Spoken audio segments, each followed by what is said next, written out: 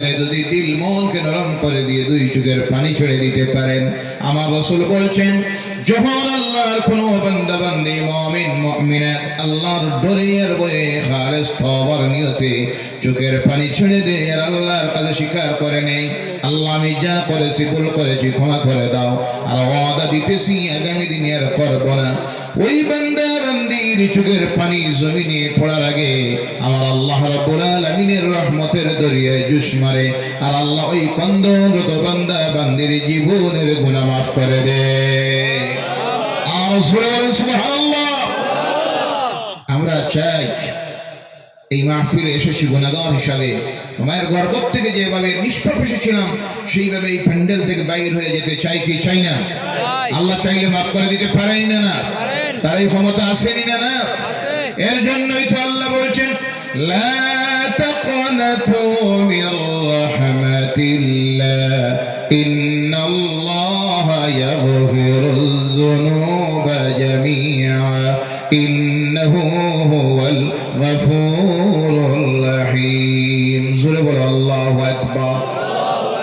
আমার রহমত থেকে তোমরা নিরাশ হয়ো না, গুনাহ করেছো নিরাশ হয়ো না, এই কথা ভাবিও না গুনাহ করে তো আমি ধ্বংস হয়ে গেছি, জাহান্নামী হয়ে গেছি, এটা ভাবিও না।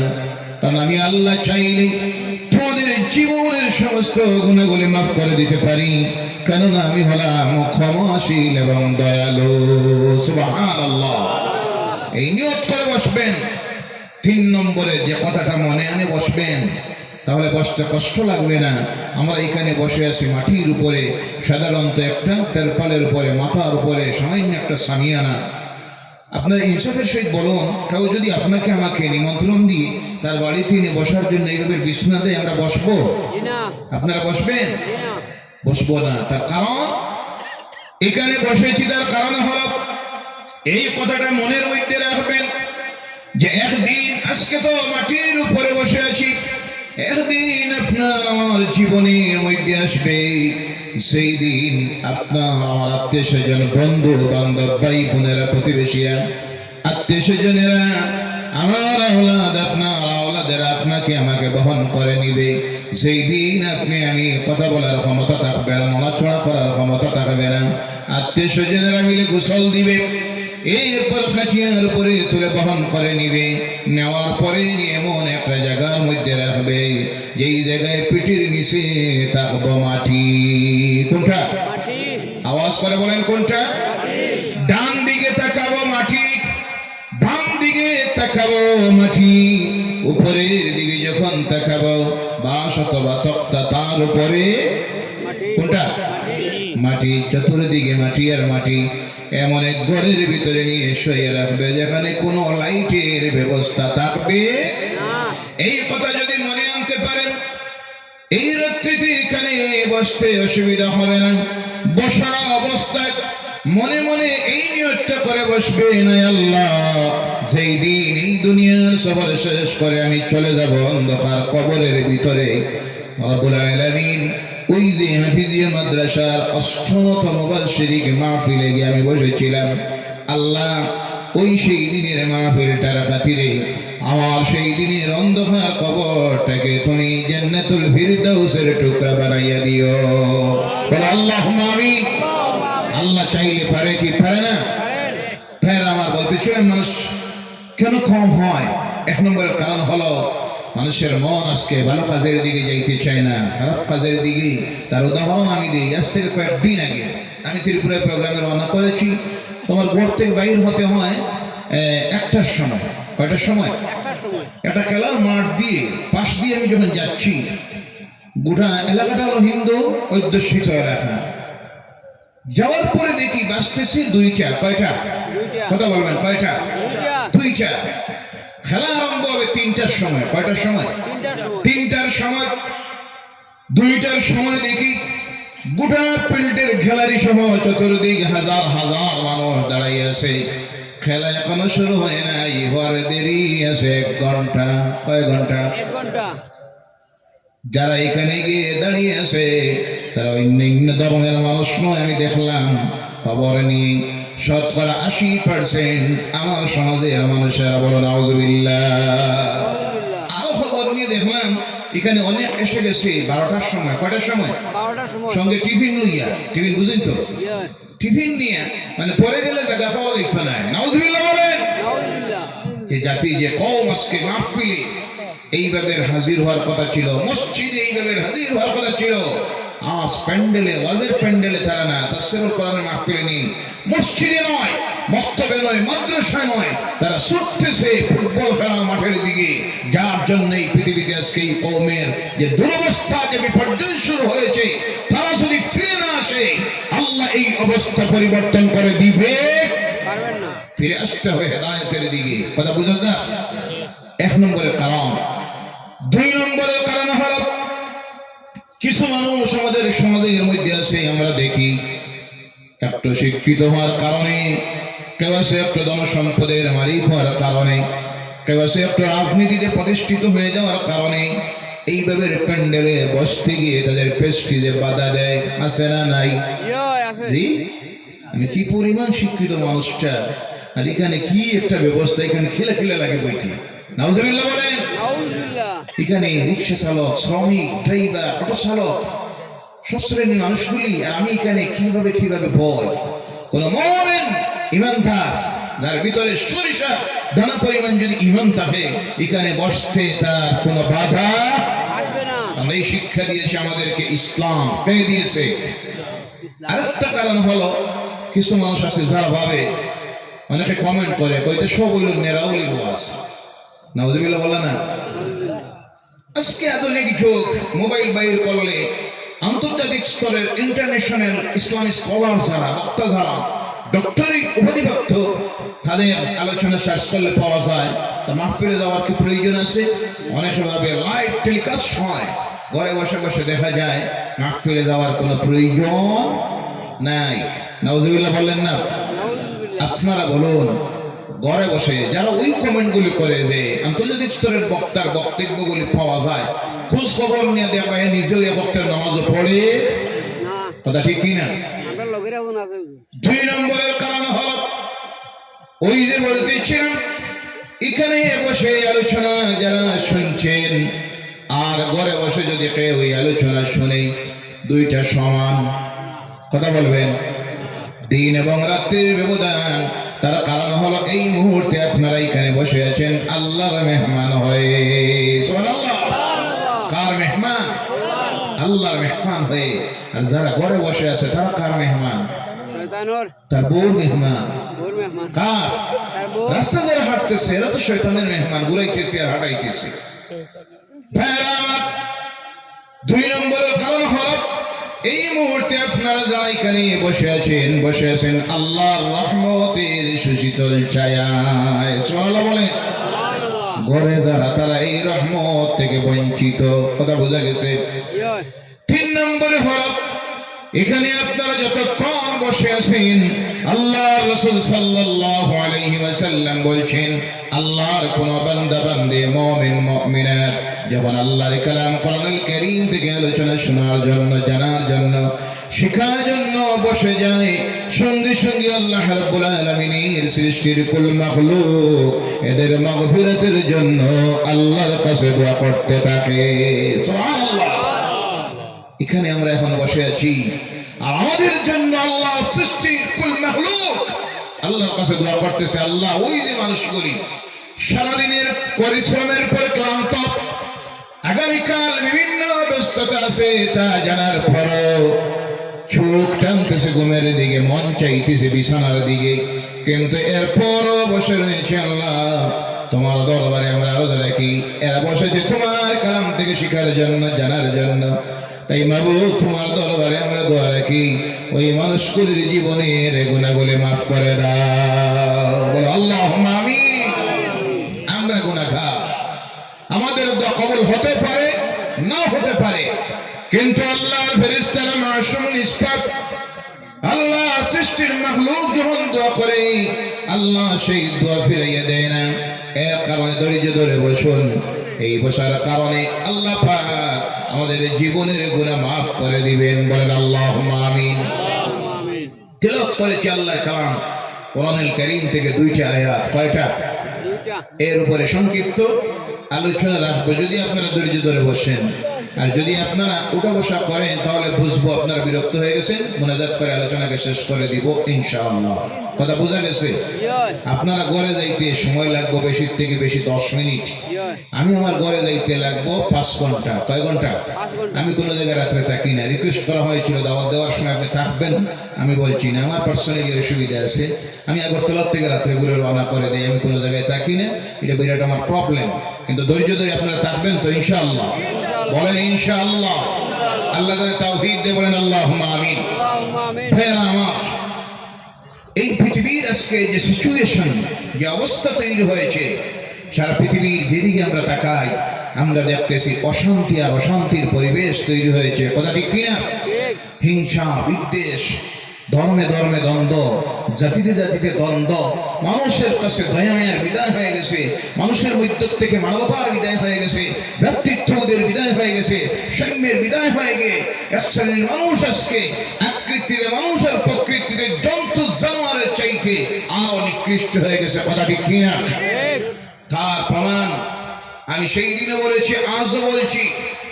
কয়েকদিন আগে আমরা সোশ্যাল মিডিয়া মাধ্যমে দেখলাম আমাদের প্রতিবেশী দেশ বাংলাদেশ, কোন দেশ? বাংলাদেশ। ওই দেশে কিছু ধর্মীয় উন্মাদা ধর্মের নামে একজন হিন্দু যুবককে, যার নাম শিবুদাস, কি দাস, দাস তাকে হত্যা করলো, পিটাইয়ে মারলো। নাউজুবিল্লাহ বলেন। আলহামদুলিল্লাহ। সত্য মিথ্যে জানি না, সোশ্যাল মিডিয়া আমরা যা দেখেছি বাস্তব তো আমরা দেখি নাই।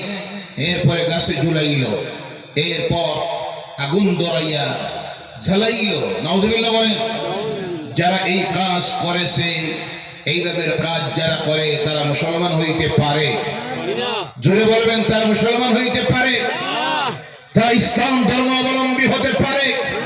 কোরআন এই শিক্ষা আমাদেরকে দেখ, আমার রাসূল এই শিক্ষাও দেন নাই। কারণ ইসলাম হলো শান্তির ধর্ম, মানবতার ধর্ম। একজন মুসলমানের ভিতরে সরিষার দানা পরিমাণ যদি ঈমান থাকে, সেই ব্যক্তি এইভাবে কাজ করতে পারে না।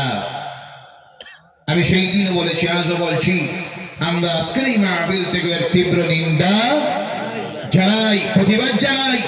সেই সঙ্গে প্রশাসনের মাধ্যমে, মিডিয়ার বাইরে থাকতে পারেন, আপনাদের মাধ্যমে সেই দেশের তত্ত্বাবধায়ক সরকারের কাছে আমাদের দাবি হলো, এইভাবে যে মানুষগুলি মানবাকৃতির জন্তু জানোয়ার উন্মাদা, ধর্মীয় উন্মাদা, এই যে নিম্নতম ঘটনা করলো, কাজ করলো, এদেরকে আইনের আওতায় এনে সুবিচার করে ফাঁসির মঞ্চে যেন ঝোলানো হয়। কথা ঠিক কিনা? তৎসঙ্গে আমার এই দেশের কিছু সংখ্যক ধর্মীয় উন্মাদা আছে না নাই? যারা আজ রাস্তাঘাটে নিরপরাধ অসহায় মানুষ, অটো চালক, রিক্সা চালক, শ্রমিক শ্রেণীর মানুষগুলি ধর্ম জিজ্ঞাসা করে ইসলাম ধর্ম অবলম্বী হওয়ার অপরাধে রাস্তায় পিটাইতেছে, আছে না নাই? দাড়ি টুপি রাখার অপরাধে, রাসূলের সুন্নতের উপরে আমল করার কারণে দেশের বিভিন্ন প্রান্তে এই মানুষগুলিকে নির্মমভাবে হত্যা করতেছে। এর তীব্র নিন্দা আমরা জানাই। এবং আমার এই দেশের প্রশাসন, সরকারের কাছে আমাদের দাবি হলো, এদেরকেও যেন আইনের আওতায় এনে কঠোর শাস্তির ব্যবস্থা যদি করা না হয়, একদিন আসবে যেই দিন ভারত, বাংলাদেশ শুধু নয়, এই অবস্থা যদি চলতে থাকে, সারা পৃথিবী থেকে শান্তির বিদায় হয়ে সারা পৃথিবী জুড়ে অশান্তির আগুন জ্বলবে। এটা আমরা চাই না। আল্লাহ যেন হেফাজত করে, সকলে বলেন আল্লাহুম্মা আমিন। কিন্তু সেই সঙ্গে আমি বলেছি, আজও বলছি, বাংলাদেশে যদি কোনো হিন্দু ভাই আমাদের নির্যাতিত হয়, এর জন্য ভারতের মুসলমান দায়ী। ভারতের যদি কোনো মুসলমান নির্যাতিত হয় ওইসব জালিমদের, মানবাকৃতির ধর্মীয় উন্মাদ নরপশুদের হাতে, এর জন্য বাংলাদেশের হিন্দুরাও দায়ী নয়। যারা এইসব কাজ করে, এদের কোনো ধর্ম, তাদের একটাই টার্গেট, সমাজে অশান্তি তৈরি করে, ফিতনা তৈরি করে নিজের ব্যক্তির স্বার্থকে আদায় করা। কথা ঠিক কিনা? ভাইরা আমার, কেন এই অবস্থা তৈরি হচ্ছে? এটা আজকের নয়, একটা সময় ছিল। এই পৃথিবীতে বিভিন্ন সময় এইভাবে অবস্থা যখন তৈরি হয়েছে, আল্লাহ রাব্বুল আলামিনের পক্ষ থেকে এই দুনিয়ার মানুষকে হেদায়েত করার জন্য সিরাতে মুস্তাকিমের রাস্তায় আনার জন্য, কুফরিয়ত থেকে, শিরকিয়ত থেকে, বিদআত থেকে মানুষকে সিরাতে মুস্তাকিমের রাস্তায় আনার জন্য, জাহান্নামের রাস্তা থেকে জান্নাতের রাস্তা ধরাইয়ে দেওয়ার জন্য আল্লাহর পক্ষ থেকে যাদেরকে প্রেরণ করা হয়েছিল তারা হলেন আল্লাহর নবী এবং রাসূলেরা। বলো সুবহানাল্লাহ। এক নাগাড়ে হযরত আদম আলাইহিস সালাম থেকে শুরু করে আমার নবী মুহাম্মদ রাসূলুল্লাহ সাল্লাল্লাহু আলাইহি ওয়াসাল্লাম পর্যন্ত আল্লাহর পক্ষ থেকে এসেছিলেন মতান্তরে। কেউ বলতেছেন 2,24,000, কিন্তু গ্রহণযোগ্য অভিমত হলো 1,24,000 আল্লাহর নবী আর রাসূলরা এই পৃথিবীতে এসেছিলেন। পৃথিবীর এমন কোন জায়গা আল্লাহ বাকি রাখেন নাই যে এই কওমের কাছে নবী যান নাই, রাসূল যান নাই। এই কথা দুনিয়ার মানুষ কিয়ামতের দিন আল্লাহর কাছে বলতে পারবে না যে আল্লাহ আমরা এমন এক জায়গায় ছিলাম, এমন এক দেশে ছিলাম, ইউরোপের, আমেরিকার, আফ্রিকার গভীর জঙ্গলের ভিতরে, এশিয়া মহাদেশের প্রত্যন্ত অঞ্চলে একটা রাজ্যে ছিলাম। আল্লাহ তোমার কোন নবীর দাওয়াত আমাদের কাছে গিয়ে পৌঁছে নাই। এই অভিযোগ কিয়ামতের দিন আল্লাহর কাছে চলবে। এর জন্য আল্লাহ বলছেন তার কালাম কোরআনুল কারীমের মধ্যে, বিসমিল্লাহির রহমানির রহিম ওয়া লিকুল্লি কওমিন হাদ। জোরে বলো আল্লাহু আকবার। প্রত্যেক জাতির কাছে আল্লাহর পক্ষ থেকে হাদী প্রেরণ করা হয়েছে। ও আমার ভাইরা, এই মক্কার অবস্থা এমন তৈরি হলো, মানুষের মধ্যে মানবতা বলতে কিছুই নেই। আজকে আমাদের সমাজের মধ্যে কেউ কার বাড়ির মধ্যে গেলে অতিথি আপ্যায়নের জন্য আমরা নিয়ে শরবত দেই, চা দেই, ফলমূল দেই, বিভিন্ন খাবার দেই, কিন্তু তাদের প্রচলন হয়ে গিয়েছিল তাদের বাড়িতে কোনো আত্মীয় আসলে পরে এর সামনে নিয়ে তারা প্রথম যে জিনিসটা রাখতো তার নাম ছিল মদ। নাউযুবিল্লাহ বলেন। কোনটা? জোরে বলেন কোনটা? মদ হালাল না হারাম? আরো জোরে বলতে হবে, হালাল না হারাম? হিরোইন হালাল না হারাম? গাঞ্জা হালাল না হারাম? নেশার ট্যাবলেট হালাল না হারাম? সকল প্রকারের নেশাদ্রব্যকে ইসলাম হারাম করেছে। এর জন্য আল্লাহ রাসূল বলেছেন কুল্লু মুসকারিন হারামুন, প্রত্যেক নেশাজাতীয় দ্রব্য হারাম। তার কারণ হলো ইসলাম শান্তি চায়। কি চায়?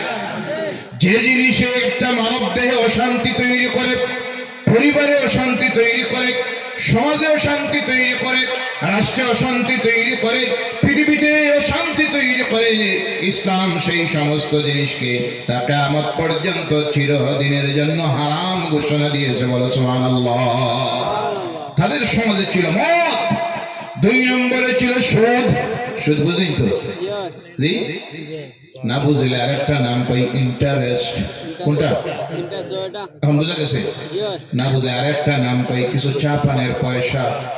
জি, আপনি 1 লাখ টাকা আমার দিয়েছেন ব্যবসার জন্য, আমি এর বিনিময়ে আপনাকে দিলাম 5,000 টাকা চা পানের জন্য। কিসের জন্য? এই নেওয়া হালাল না হারাম? জোরে বলতে হবে, হালাল না হারাম? চা পান খাইতে লাগে 5,000।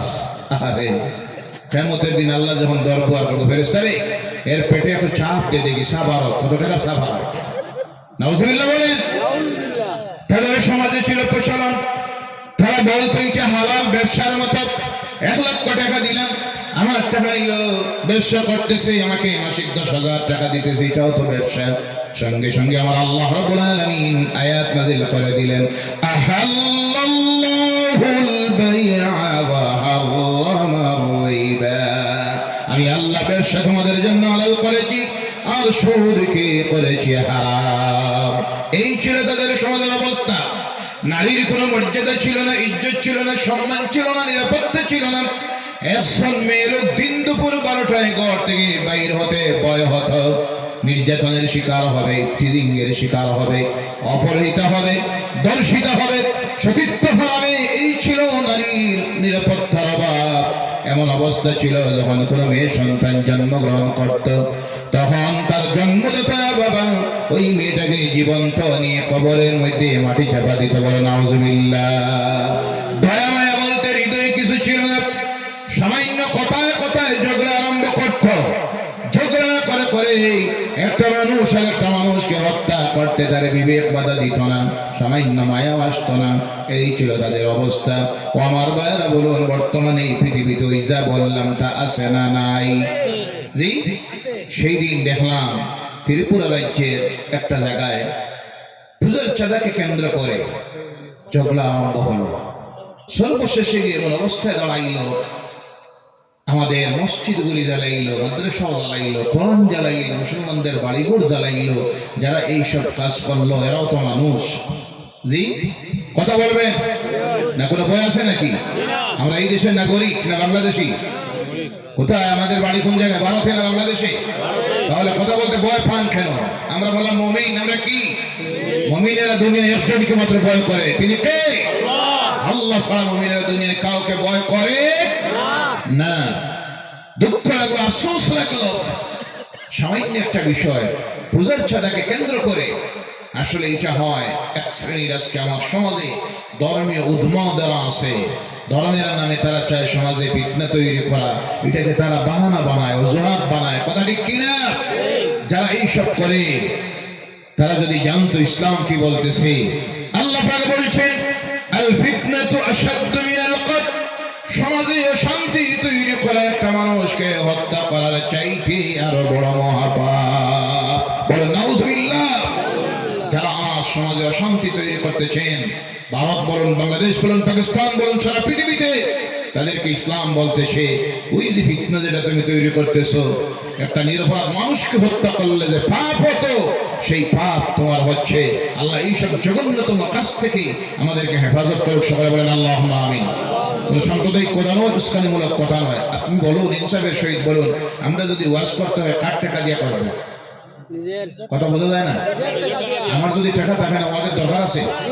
পূজা যদি হয় হিন্দু ভাইয়েরা করবে, এটা তাদের ধর্মীয় উপাসনা, এটা তো আমার দেশের সংবিধান অধিকার দিয়েছে। এই পূজাটা হবে কার টাকা দিয়া? ড্রাইভারের? আমার? আপনার? যদি না থাকে মন্দিরে গিয়ে ঢুকেন আর ভগবানের সঙ্গে সালামাত পড়ে কাঁদেন আর ভগবান দেখো, ভগবান টাকা দেব। কথা ঠিক কিনা? কিন্তু এইভাবে যে সমাজে অশান্তি আজকে তৈরি করা হচ্ছে, এই দেশের 80% জনগণ সেটা চায় না। প্রত্যেকে শান্তি চায়। কি চায়? আল্লাহ আমার এই দেশটা শান্তি ফিরাইয়া সকলে বলেন আল্লাহুম্মা আমিন।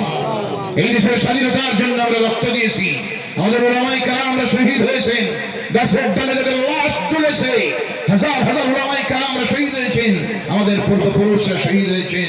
যার কারণে এই দেশের কোনো ক্ষতি হোক, এই দেশে অশান্তি তৈরি হোক, সেটা আমরা কখনো বরদাস্ত করতে পারি পারবো না। কারণ এই শিক্ষা ইসলাম আমাদেরকে দিয়েছে। কে দিয়েছে? আমার রাসূল বলছেন, হুব্বুল ওয়াতানি নিসফুল ঈমান। ধর্মের দেশকে ভালোবাসা হলো ঈমানের অর্ধেক। সুবহানাল্লাহ বলেন। এই অবস্থা যখন মক্কায় চলতেছিল, এই পরিস্থিতি তৈরি হয়েছিল, আল্লাহ রাসূল সাল্লাল্লাহু আলাইহি সাল্লাম এই অবস্থা দেখে চিন্তায় পড়লেন, আল্লাহ এই মানুষগুলিকে কি দিয়ে হেদায়েত করা যায়, সমাজে কি দিয়ে শান্তি ফিরিয়ে আনা যায়। সঙ্গে সঙ্গে আল্লাহ রাসূল সাল্লাল্লাহু আলাইহি সাল্লাম চলে গেলেন মক্কা থেকে। আল্লাহর ঘর থেকে পশ্চিমের দিকে 5 কিলোমিটারের মতো দূরে একটা পাহাড়, যেই পাহাড়ের নাম হলো জবলুন নূর, আলোর পাহাড়। সেই পাহাড়ের গুহার ভিতরে গিয়ে রাসূল বসে আছেন। এক মনে একাগ্র মনে আল্লাহর নাম জপ করতেন, চিল্লা দিতেন আর চিন্তা করতেন, আল্লাহ এই কওমকে কি দিয়ে হেদায়েত করা যায়। কোন সময় সপ্তাহে দিনের খাবার, কোন সময় 15 দিনের খাবার নিয়ে চলে যেতেন, শেষ হতো আবার নেমে আসতেন। কোন সময় খাবার শেষ হয়ে গেলে মা খাদিজাতুল কুবরা সেখানে নিয়ে খাবার পৌঁছাইয়া দিতেন। যেই গুহার উচ্চতা হলো বর্তমান 3200 ফুট। সুবহানাল্লাহ। মা খাদিজা আল্লাহ দিনের জন্য রাসূলের খেদমত করতে গিয়ে 3200 ফুটের উচ্চতার গুহায় নিয়ে আল্লাহ রাসূলের কাছে পানি পৌঁছাইয়ে দিতেন। সুবহানাল্লাহ বলেন। এই জন্য ওই মহিলা সেই মহিলা যাকে আল্লাহ পাক জিবরাইলের মারফতে সালাম পৌঁছাইয়ে দিয়েছে। সুবহানাল্লাহ বলেন। আমার পর্দার মায়েরা বোনেরা, মা খাদিজার জীবনী পড়ে দেখবেন, মহিলা সাহাবিয়াদের জীবনী পড়ে দেখবেন, আল্লাহ দিনের জন্য তারা কি কষ্ট করেছেন, কি স্বীকার করেছেন, তারপর আল্লাহ মর্যাদা দিয়েছে। ওই খাদিজা সেই খাদিজা যিনি আল্লাহ রাসূলের কাছে বসে করেছিলেন, ইয়া রাসূলুল্লাহ সাল্লাল্লাহু আলাইহি সাল্লাম, আমাকে যখন দাফন করবেন, করার পরে আমার উপরে মাটি দেওয়া শেষ হওয়ার পরে আপনি চলে আসবেন না, আমার কবরের পাশে বসে থাকবেন। আর মুনকির নাকিরের ফেরেশতা যখন আসবেন, আমাকে যখন এসে প্রশ্ন করবেন মান রাব্বুকা ওয়া মা দীনুকা মান নাবিয়্যুকা, তখন আপনি আমার পক্ষ থেকে এই প্রশ্নগুলির উত্তর দিয়ে দিবেন। সুবহানাল্লাহ বলেন। মা খাদিজার ইন্তেকাল হয়ে গেল, আল্লাহ রাসূল জানাজার নামাজ পড়ালেন, নিজ হাতে খাদিজার লাশটাকে কবরের মধ্যে রাখলেন। মাটি দেওয়া শেষ হয়ে গেছে, আল্লাহ রাসূল কবরের পাশে বসে আছেন। চলে আসলেন আল্লাহর ফেরেশতা হযরত জিবরাইল আলাইহিস সালাম। কোন ফেরেশতা? জিবরাইল চলে আসলেন, এসে বলেন ইয়া রাসূলুল্লাহ সাল্লাল্লাহু আলাইহি সাল্লাম, কি জন্য আপনি এখানে বসে আছেন? আল্লাহ রাসূল সাল্লাল্লাহু আলাইহি সাল্লাম বলেন, খাদিজা আমাকে ওসি করেছে মুনকির নাকির যখন প্রশ্ন করবেন উত্তরটা দেওয়ার জন্য।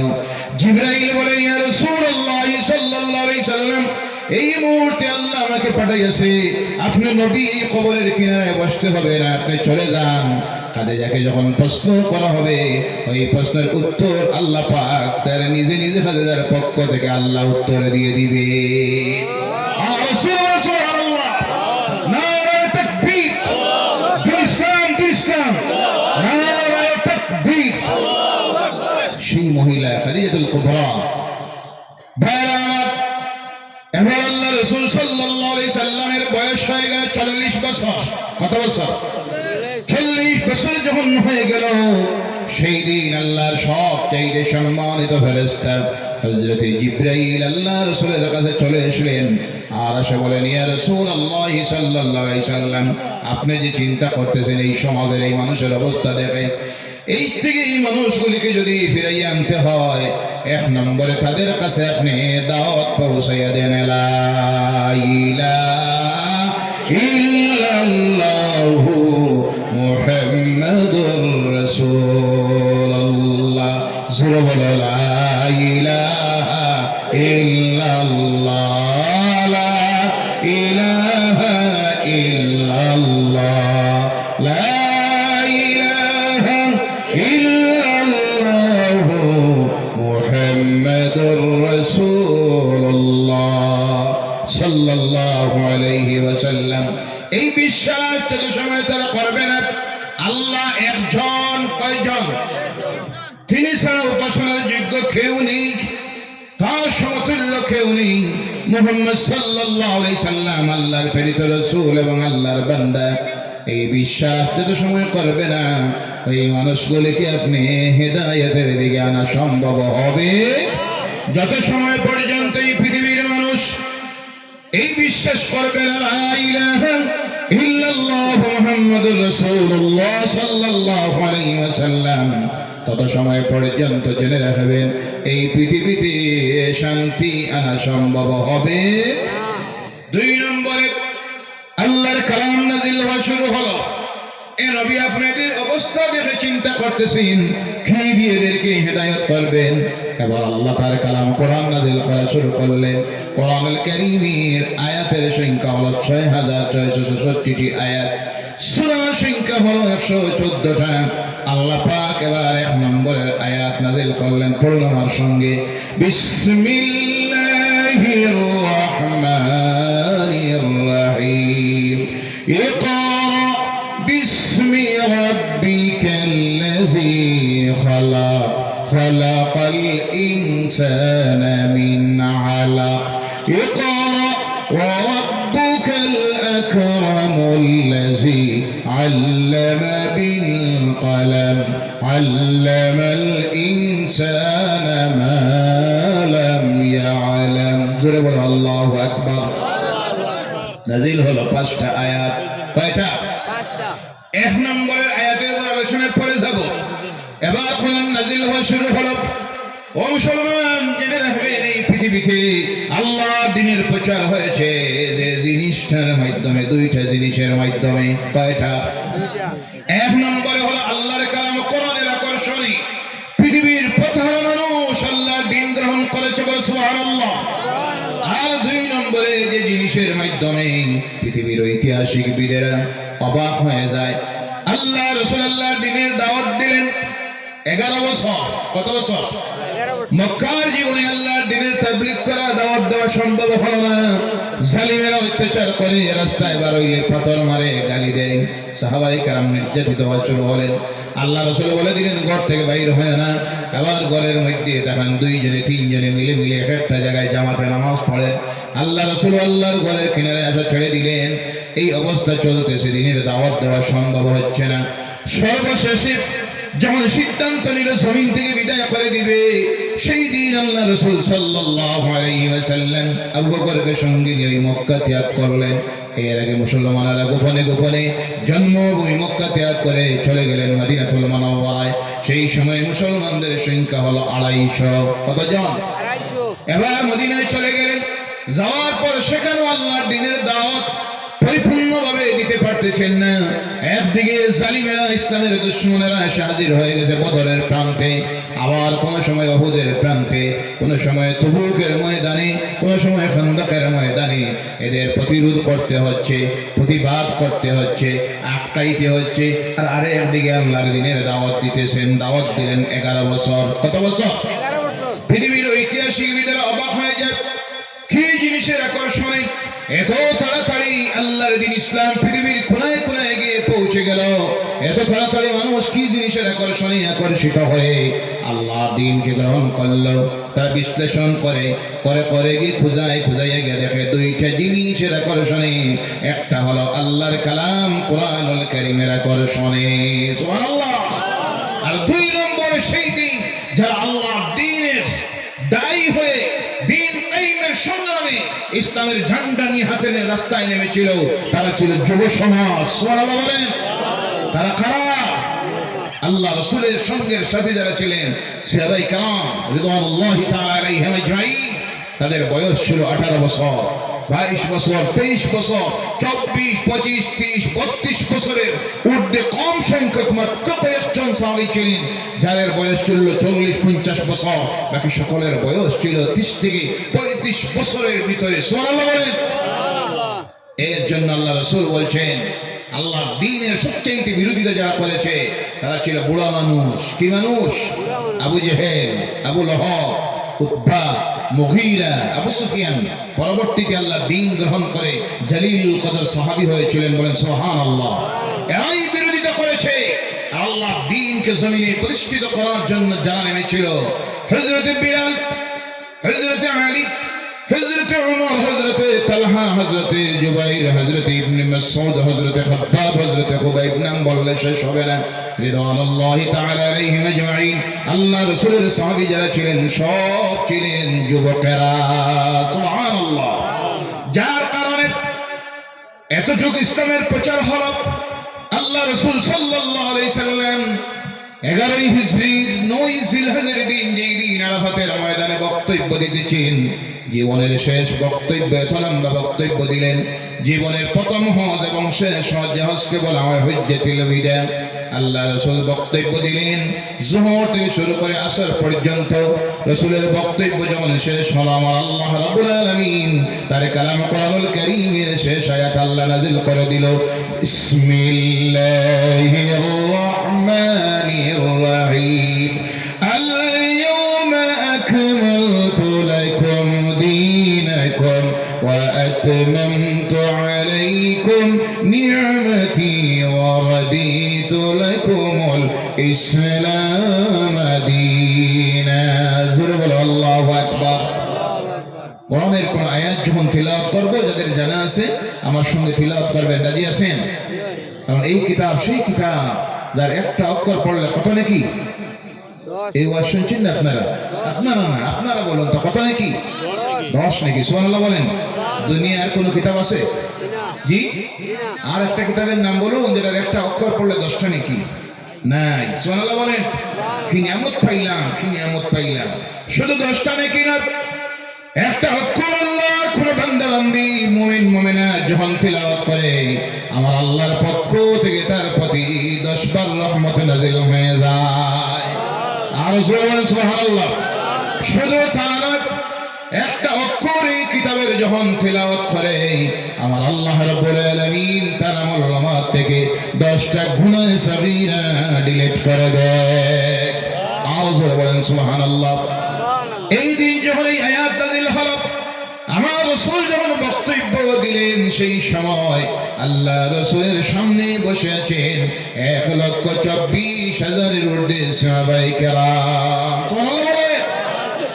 মক্কা থেকে যাওয়ার সময় টোটাল 250-এর মতো, কতর মতো? আমাদের সময় গেছে কত বছর? 11। কথা বলেন না, কত বছর? 11 বছরের দিন দাওয়াতে 1,24,000-এর ঊর্ধ্বে সাহাবায়ে কেরাম রাসূলের সামনে বসে আছেন। সুবহানাল্লাহ বলেন। কিসের আকর্ষণে? কোরআনে। কিসের?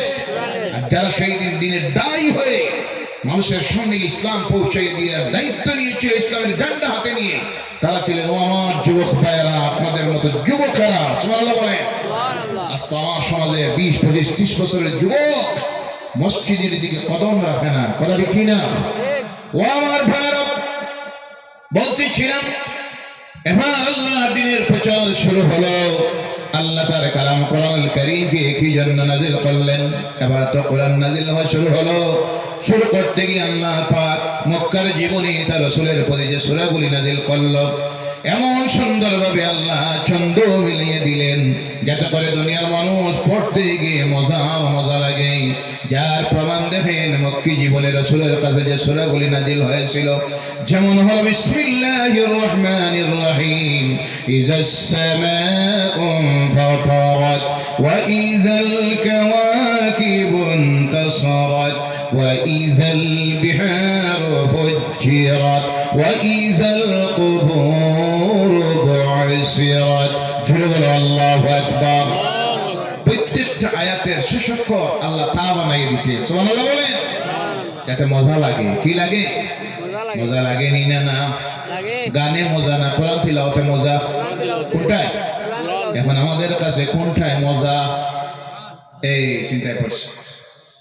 ভাইরা আমার, আবার দেখেন আল্লাহ পাক কি সুন্দর ভাষায় কিভাবে ছন্দ মিলালেন। বিসমিল্লাহির রহমানির রহিম, আর-রহমান আল্লামাল কুরআন, খালাকাল ইনসান আল্লামাহুল বায়ান, আশ-শামসু ওয়াল কমারু বিহুসবান ওয়ান নাজমু ওয়াশ-শাজারু ইয়াসজুদান। আল্লাহু আকবার। প্রত্যেকটা আয়াতের শেষ অক্ষর আমার আল্লাহ এত সুন্দর মিলাইয়া দিলেন নুন। সুবহানাল্লাহ। এরপর আল্লাহ তার রাসূলের প্রতি নির্দেশ দিলেন, ও আমার হাবিব করো কি? উতলু মা উহিয়া ইলাইকা মিনাল কিতাব ওয়া আকিমিস সালাত ইন্নাস সালাতা তানহা আনিল ফাহশাই ওয়াল মুনকার ওয়ালাযিকরুল্লাহি আকবার। আল্লাহু আকবার। উঠবেন না, ধৈর্য ধরে বসুন। কিছু সময়ের ভিতরে আলোচনাকে শেষ করবো ইনশাআল্লাহ। বলেন ইনশাআল্লাহ। ভাইরা আমার, এবার আল্লাহ নাযিল করলেন তার কালামকে। কি জন্য নাযিল করলেন? আল্লাহ বলছেন আলিফ লাম রা, কিতাবুন আনজালনাহু ইলাইকা লিতুখরিজান নাসা মিনাজ যুলুমাতি ইলান নূর। আল্লাহু আকবার। এই কোরআন আপনার প্রতি নাযিল করেছি, এই জন্য নাযিল করেছি যাতে করে এই কোরআনের মাধ্যমে দুনিয়ার মানুষকে অন্ধকার থেকে আলোর দিকে যাতে টেনে টেনে বাইরে করে আনতে পারে। বলে সুবহানাল্লাহ। কোরআন এসেছে পৃথিবীর অন্ধকার থেকে আলোর দিকে মানুষকে টেনে বাহির করে আনার জন্য। প্রশ্ন আসছে, আলোটা কোনটা? ওই আলো নাকি? এই আলো নয়। লাইট নিভে গেলে যে অন্ধকার, সেই অন্ধকার নয়। কুফরিয়তের অন্ধকার থেকে, শিরকিয়তের অন্ধকার থেকে, বিদআতের অন্ধকার থেকে, পাপাচারের অন্ধকার থেকে পৃথিবীর মানুষকে ইসলাম নামের আলোর দিকে, কোরআন নামের আলোর দিকে টেনে টেনে বাহির করে আনার জন্য আল্লাহ তার কালাম দিলেন। যার কারণে আমার রাসূল যখন এই কালামকে তিলাওয়াত করা শুরু করলেন, আল্লাহ যখন নির্দেশ দিলেন উতলু মা উহিয়া ইলাইকা আলাইকা মিনাল কিতাব, আপনি তিলাওয়াত করুন, আপনি পাঠ করুন। আপনার প্রতি যে ওহীর মাধ্যমে অবতীর্ণ হয়েছে। এবার আমার রাসূল যখন তিলাওয়াত করা শুরু করলেন, ওই মক্কার মানুষগুলি এমন মানুষ তৈরি হলো আল্লাহর কালামের কাছে এসে। এক সময় ছিল যাদেরকে দেখে দুনিয়া মানুষ বলতো এরা আকৃতিতে ছিল মানুষ আর প্রকৃতিতে চাল চরিত্রে ছিল হায়াওয়ান, জানোয়ারের চাইতে নিকৃষ্ট। এমন মানুষ তৈরি হলেন যাদের সার্টিফিকেট আল্লাহ তার রাসূলের জবান দিয়ে দিলেন, আসহাবিকান নুজুম, বল সুবহানাল্লাহ, আসহাবিকান নুজুম ইহতাদাইতুম ইহতাদাইতুম। এ রাসূল, আল্লাহ রাসূল বললেন আমার সঙ্গের সাথী যারা, ওই যে আমার সাহাবী যারা, এরা হলো আকাশের নক্ষত্র স্বরূপ। সুবহানাল্লাহ বলেন, এদের অনুসরণ করো, হেদায়েত প্রাপ্ত হয়ে যাবা। সুবহানাল্লাহ বলেন। কিসের মাধ্যমে? কোরআনের মাধ্যমে। কিসের মাধ্যমে? এই কোরআনে আল্লাহ কি দিয়েছেন?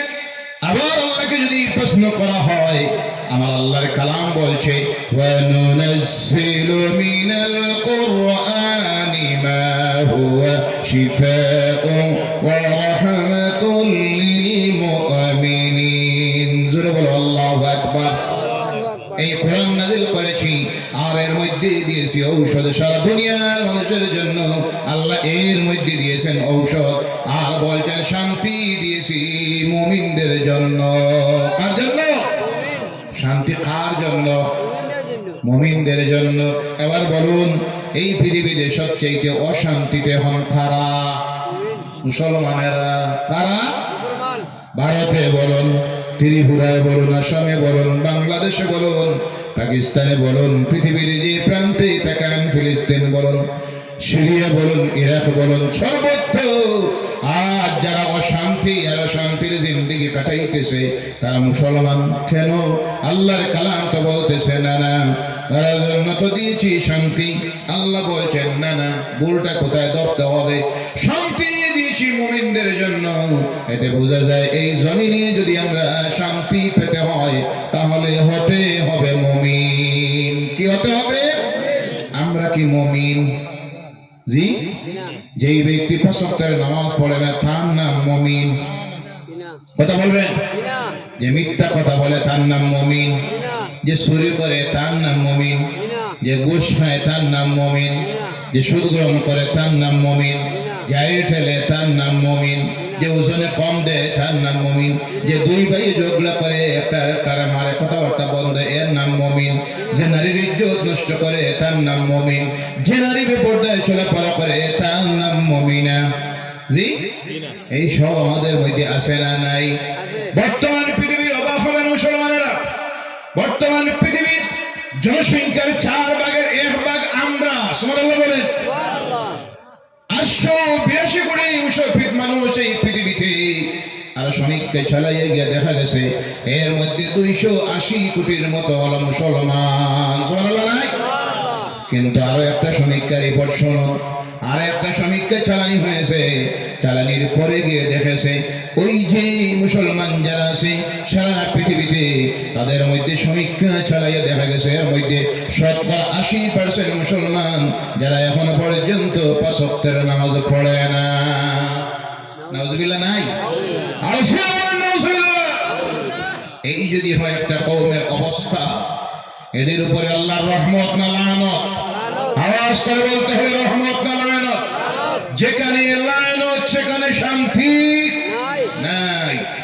রহমতের বিদায় হয়ে গেছে আমাদের মধ্য থেকে, যার কারণে শান্তি নাই। লানত অবতীর্ণ হচ্ছে। লানত যেখানে অবতীর্ণ হয়, কোন কওম যখন আল্লাহর নাফরমানির দিকে চলে যায়, আল্লাহ রাসূল সাল্লাল্লাহু আলাইহি সাল্লাম বলেন আল্লাহ তাআলা তাদেরকে হেদায়েতের জন্য কয়েকটা গজব দেয়। এর মধ্যে 1 নম্বরে যে গজব দেয় সেই গজব হলো এদের উপরে আল্লাহ জালেম শাসকদেরকে প্রতিষ্ঠিত করে দেয়। কথা বোঝা গেছে? সারা পৃথিবীর মুসলমান আজকে জালেম শাসকদের শাসনে পড়েছে। বাংলাদেশের অবস্থা দেখতেছেন? জি, আগে একটা বিদায় হইল, এরপরে আরেকটা রানী বয়ানি হইল, যেটা পৃথিবীর নাম করা সুদখোর। নাউজুবিল্লাহ বলেন।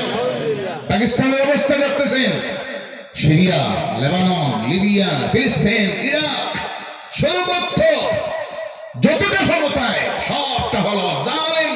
কোনটা নাস্তিক, কোনটা ইহুদি নাসারাদের পাশাটা গোলাম, কোনটা নাম দেয় মুনাফিক। কথা ঠিক কিনা?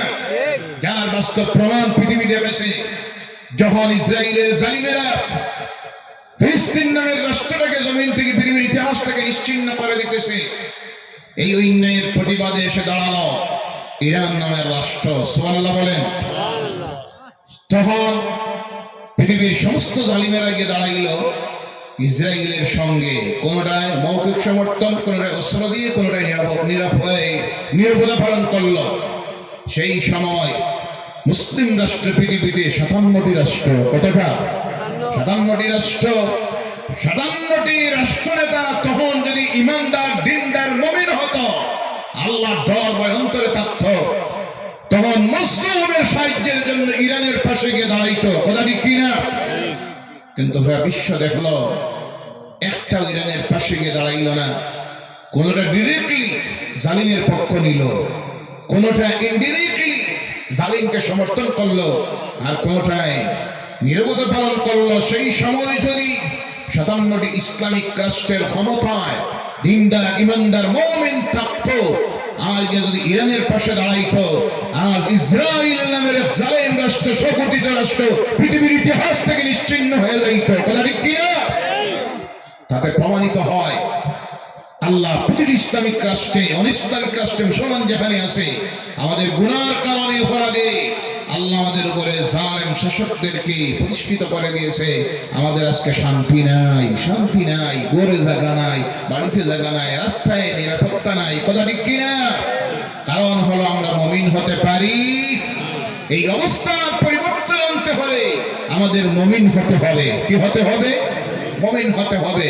ইনসাফের সহিত বলুন, মুমিনের সবচেয়ে বড় পরিচয় হলো তারা 5 ওয়াক্তের নামাজ পড়ে। কয় ওয়াক্তের? আমরা পড়ি কয় ওয়াক্ত? সপ্তাহ? আপনাদের দিকে নেই মনে হয়। সপ্তাহে 1 ওয়াক্তের পক্ষে হইল বর্তমানে 80%। নাউযুবিল্লাহ বলেন না? এই যদি হয় অবস্থা, যে সমাজের মানুষের এই যদি হয় নামাজের সঙ্গে সম্পর্ক, সেই সমাজে আল্লাহর নাফরমানি থাকা স্বাভাবিক না অস্বাভাবিক? এই সমাজে মদ থাকবে, সুদ থাকবে, ঘুষ থাকবে, জেনা থাকবে, সকল প্রকারের নাফরমানি থাকবে। তার কারণ হলো ওই যে আয়াতটা তিলাওয়াত করেছি, যেখানে আল্লাহ বলছেন উতলু মা উহিয়া ইলাইকা মিনাল কিতাব, তিলাওয়াত করুন, তিলাওয়াত করুন আপনার প্রতি ওহীর মাধ্যমে যা নাযিল করা হয়েছে। আর করণ কি? আকিমিস সালাত, নামাজকে কায়েম করুন, নামাজকে কায়েম করুন। কায়েম করলে হবে কি? নামাজ সমাজে প্রতিষ্ঠিত করুন। ইন্নাস সালাতা তানহা আনিল ফাহশাই ওয়াল মুনকার, নামাজকে যদি সমাজে প্রতিষ্ঠিত করে নিতে পারেন, এই নামাজি দুনিয়ার মানুষকে সকল প্রকারের অশ্লীলতার থেকে, বেহায়াপনা থেকে হেফাজত করে নিবে, বিরত করবে। বলে সুবহানাল্লাহ।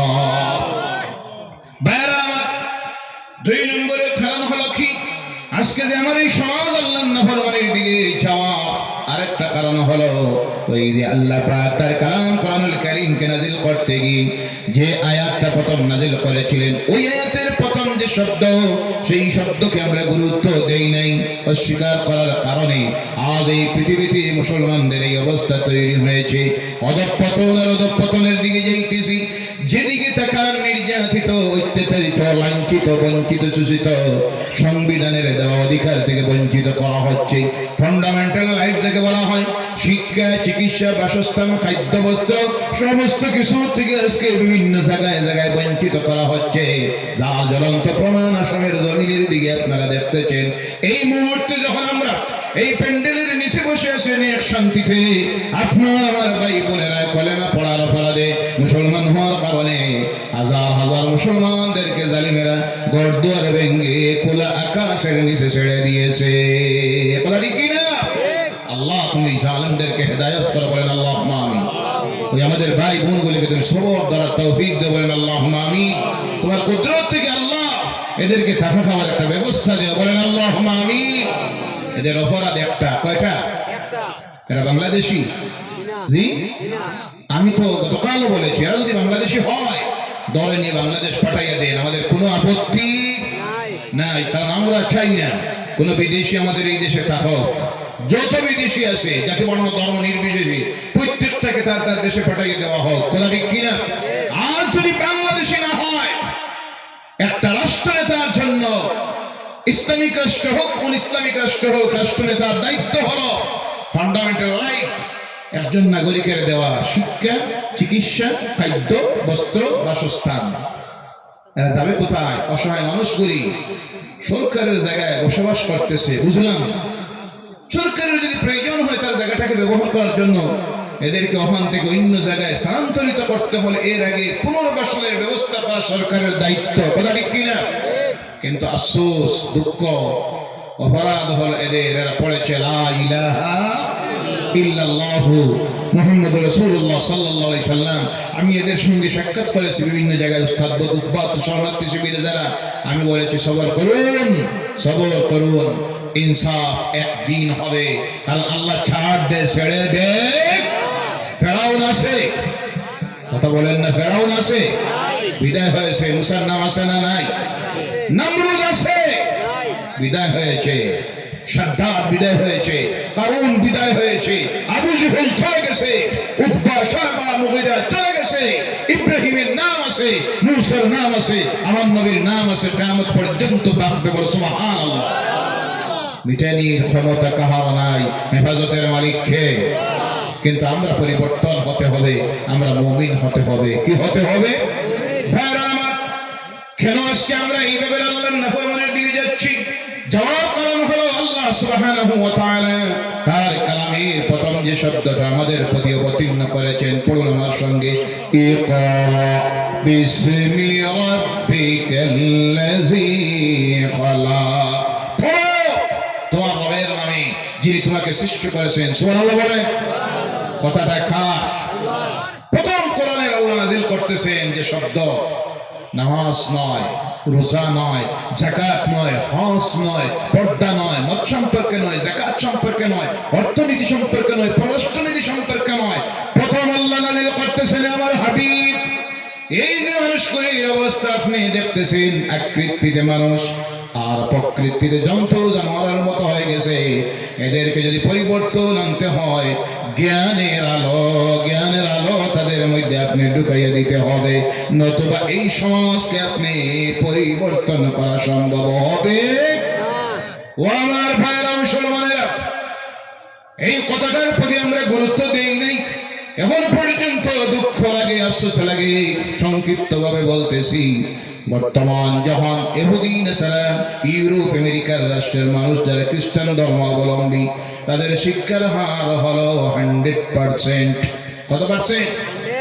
যার কারণে তারা আধুনিক বিজ্ঞানের বিভিন্ন টেকনোলজির দিকে দিয়ে অ্যাডভান্স, অর্থনীতির দিকে দিয়ে অ্যাডভান্স, পরমাণু রাষ্ট্র তারা বলতেছে, নতুন নতুন বৈজ্ঞানিক টেকনোলজি দিয়ে বিভিন্ন জিনিস বাইর করতেছে। তারা শিক্ষিত হওয়ার কারণে চিন্তা করতেছে, বুঝে গেলাম বৃহস্পতিতে গেলাম, সূর্যে কেমনে যাওয়া যায়, এইসব চিন্তা তারা করতেছে। তার কারণ হলো তারা শিক্ষিত সমাজ। কি সমাজ? তারা যখন এইভাবে শিক্ষার হার, আমার এই দেশের দিকে তাকাইলে পরে দেখা যায় বিভিন্ন সমীক্ষা রিপোর্ট বিভিন্ন ভাবে আসতেছে। সমীক্ষা রিপোর্টের মধ্যে দেখা যায় আমার এই দেশের মানুষ এখন পর্যন্ত শিক্ষার হার 63%। কথা বোঝা গেছে? তৎসঙ্গে আরো দুঃখ লাগে, আফসোস লাগে, যাদের ধর্মগ্রন্থের 1 নম্বরের নির্দেশনা হলো পড়ো, এদের দিকে তাকাইলে দেখা যায় সমীক্ষা রিপোর্টে দেখা গেছে, আমার আসামের সমীক্ষা রিপোর্ট, যেখানে আজকে আমরা শিক্ষার হার হলো 43%। নাউযুবিল্লাহ বলেন না? এই যদি হয় একটা জাতির শিক্ষার হার, বরং তো এদের মধ্যে আল্লাহর নাফরমানি তাহা স্বাভাবিক না অস্বাভাবিক?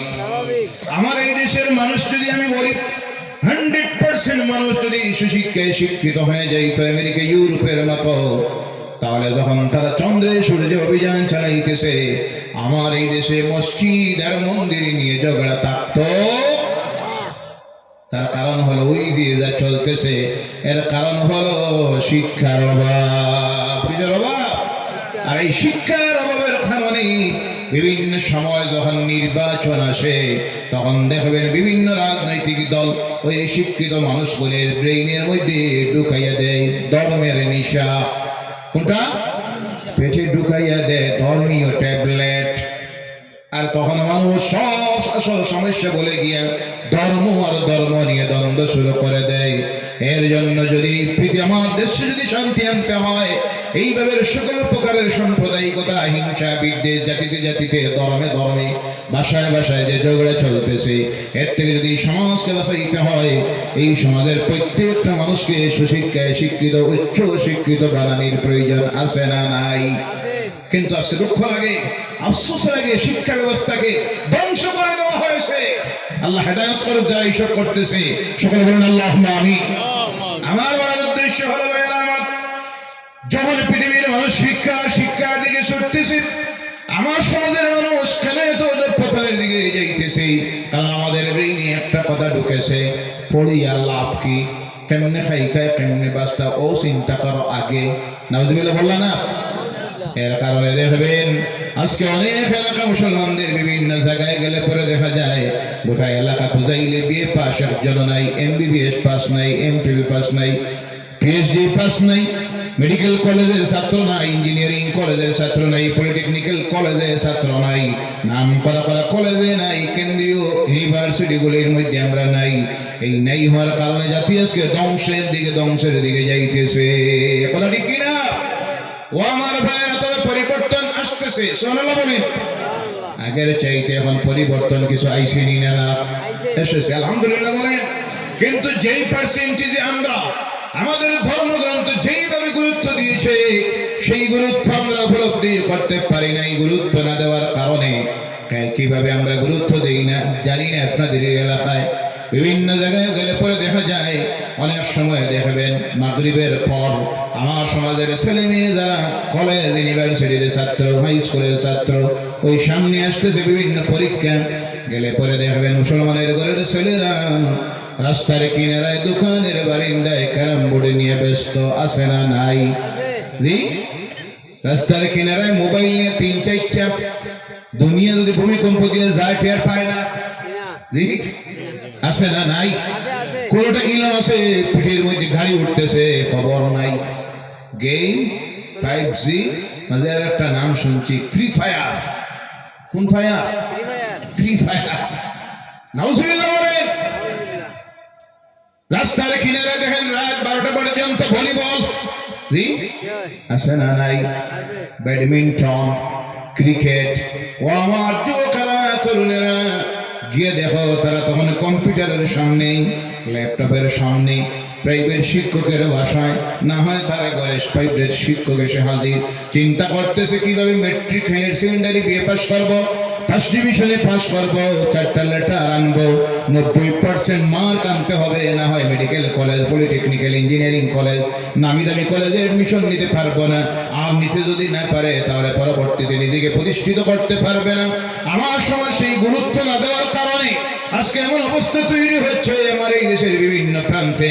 আমাদের মধ্যে দেখা যায় ICS officer, ACS officer, APS-C officer, doctor, engineer, বৈজ্ঞানিক, দার্শনিক, কবি, সাহিত্যিক, নাম করা যত পদগুলি, ওসি, ডিসি, এসপি, ডিআইজি, এইভাবে পদের মধ্যে আমার সমাজের মানুষ নাই। কথা ঠিক কিনা? সর্বত্র শূন্যতা সৃষ্টি হচ্ছে, জাতি ধ্বংসের দিকে চলে যাইতেছে। এর জন্য তো বাংলায় একটা শ্লোক আছে, শিক্ষাই হলো জাতির মেরুদণ্ড। আজ আমাদের মেরুদণ্ড এমন হয়ে গেছে, সোজা হয়ে দাঁড়ানোর ক্ষমতা নাই। কারণ শিক্ষাকে গুরুত্ব না দেওয়ার কারণে যেদিকে যায় শূন্যতা তৈরি হয়েছে। জেনে রাখবেন, বর্তমানে এই পৃথিবীতে প্রতিযোগিতা চলতেছে, অস্ত্রের প্রতিযোগিতা নয়। অর্থ দিয়ে এই পৃথিবীতে কোনো জাতি টিকে থাকা সম্ভব নয়। যদি টিকে থাকতে পারতো, পাওয়ারফুল হতো, তাহলে আল্লাহ রাব্বুল আলামিন দুনিয়ার সব নিয়ামত যাদের কদমের নিচে ঢুকাইয়া দিয়েছে, তারা হলো আরব জাহানের মুসলমানেরা। বলে সুবহানাল্লাহ। সমস্ত তেলের খনি, সোনার খনি আল্লাহ তাদের কদমের নিচে ঢুকাইয়া দিয়েছে। কিন্তু আজ তারা অসহায়, শিক্ষার অভাবে ওই সমস্ত কিছুকে আমেরিকান, ইউরোপরা এসে তাদের প্রযুক্তি ব্যবহার করে খনিজ তেল, খনিজ সোনা উত্তোলন করতেছে, আর তারা সব নিতেছে। আর ওই মুসলমানগুলিকে সামান্য একটা বিনিময় দিতেছে, ট্যাক্স, আর গোলাম তাদের বানাইয়া ব্যবহার করতেছে। কথা ঠিক কিনা? ও আমার ভাইয়েরা, মুসলমানেরা, এই দুনিয়ায় অস্ত্র দিয়ে টিকে থাকার দিন শেষ, জনবল দিয়ে টিকে থাকার দিন শেষ হয়ে গেছে। এখন প্রতিযোগিতা চলতেছে এই পৃথিবীতে জ্ঞানের, কিসের? শিক্ষা প্রতিযোগিতা চলতেছে।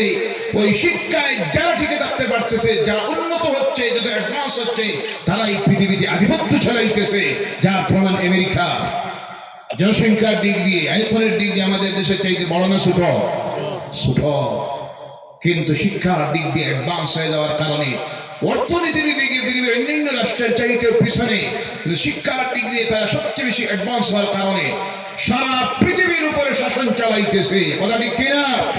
এর কারণে মুসলমান, আজকে আমাদের যে বিপর্যয় শুরু হয়েছে, এই বিপর্যয় কেটে যদি উঠতে হয়, আমার সমাজে যেভাবে আল্লাহর নাফরমানির কাজ ঢুকতেছে, এর থেকে এই সমাজকে যদি ফিরাইতে হয়, তাহলে আমরা হাতে নিতে হবে শিক্ষার মশাল। কিসে? এর জন্য তো এই শিক্ষাকে গুরুত্ব দিতে গিয়ে আমার রাসূল বলেছেন, তালাবুল ইলমি ফারিয়াদাতুন আলা কুল্লি মুসলিম ওয়াল মুসলিমাত, প্রত্যেক মুসলমান নর এবং নারীর জন্য জ্ঞান অর্জন করা ফরজ। সুবহানাল্লাহ বলেন। শহীদের রক্তের চাইতে আল্লাহ পাক জ্ঞান অর্জনকারীর কলমের কালিকে আরো বেশি মর্যাদা দিয়েছেন। বলেন সুবহানাল্লাহ। এই হলো শিক্ষা, হলো দুই প্রকার। কয় প্রকার? তাড়াতাড়ি বলবেন, আলোচনাকে শেষ করবো ইনশাআল্লাহ। বলেন ইনশাআল্লাহ। শিক্ষা হলো কয় প্রকার? একটা হলো দুনিয়ার শিক্ষা, জেনারেল এডুকেশন।